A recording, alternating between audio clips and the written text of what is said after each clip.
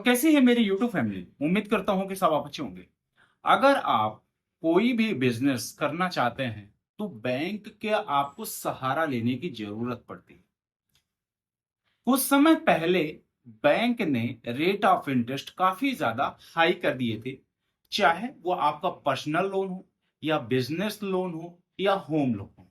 अभी रिसेंटली में गवर्नमेंट ने जो आरबीआई का रूल है कि उसने 2.5% रेट ऑफ इंटरेस्ट कम कर दिया है। तो यहां हमारे लिए एक सबसे अच्छी बात है और सबसे अच्छी बात होनी भी चाहिए। मैं हूं आपका दोस्त वीरेंद्र और आप देख रहे हैं चैनल हमारा टच सपोर्ट गुरु।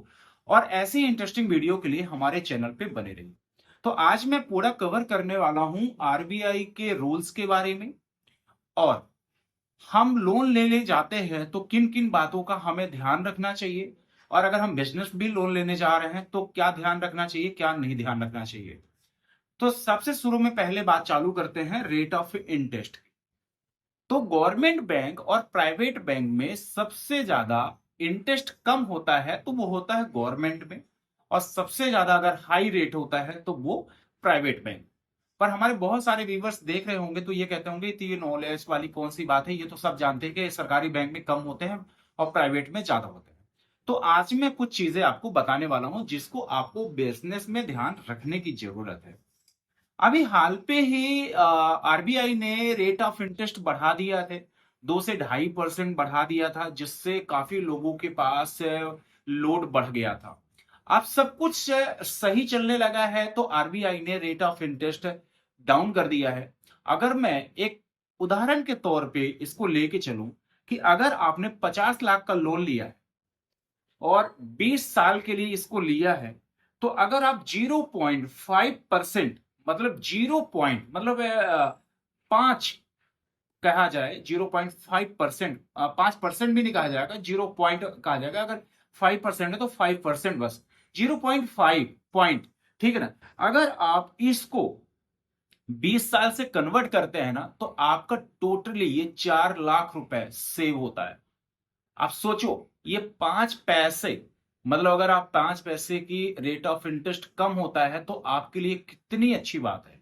तो ये जब आप बिजनेस लोन लेने जाएं तो आपको इन बातों को ध्यान रखना है कि आप उनसे पूछ सकते हैं कि अभी आरबीआई ने रेट ऑफ इंटरेस्ट कम किया है तो आप मुझे कितने रेट ऑफ इंटरेस्ट में लोन प्रोवाइड करेंगे। दूसरी चीज, अभी इसकी मैंने एक वीडियो बनाई थी के एफ एस। ये आपको क्या करना है कि जब आप बैंक में जाएंगे तो आप जब लोन लेने जाते हैं तो लोन लेने से पहले आपका टोटल लोन कितना है, टोटल लोन में इंटरेस्ट कितना है, कितने चार्जेस लगने हैं, जब आप इसको फोरक्लोज करेंगे तो आपको कितने चार्जेस लगाएगा बैंक। ये सारी डिटेल ना के एफ एस में ये पूरा इसमें दिया हुआ है। अगर आपने के एफ एस के वीडियो पूरी नहीं देखी है, मेरे डिस्क्रिप्शन के लिंक में है, आप उसको देख सकते हैं या मेरे चैनल में जाके भी देख सकते हैं। तो इसमें से क्या है कि पूरी पारदर्शिता बनी रहेगी।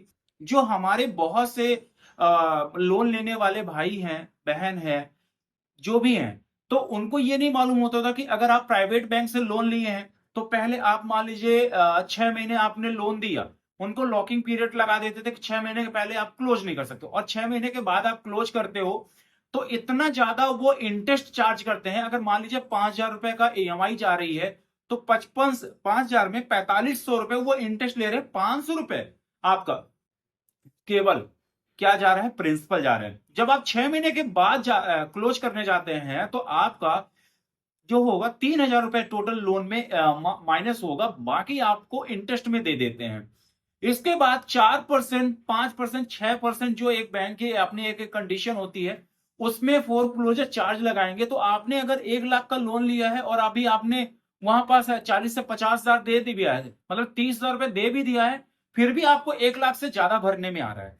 तो इस वीडियो के माध्यम से आप पहले उनसे, बैंक वालों से के एफ एस लीजिए और आप उनसे ये पूछे कि रेट ऑफ इंटरेस्ट कितना लगा रहे हैं, कौन कौन से चार्जेस लगा रहे हैं, फोर क्लोजर चार्जेस क्या लगेंगे, अगर चेक बाउंस होगा तो आपकी प्लांटी कितनी लगाएंगे। ये सारी चीजें इस वीडियो में मैं इसलिए बता रहा हूं कि जब भी आप लोग बैंक जाएं तो वो पहले आप मांगे, इसके बाद आप खुद डिसाइड करें कि हमें कौन सा लोन लेना चाहिए, कौन सा लोन नहीं लेना चाहिए।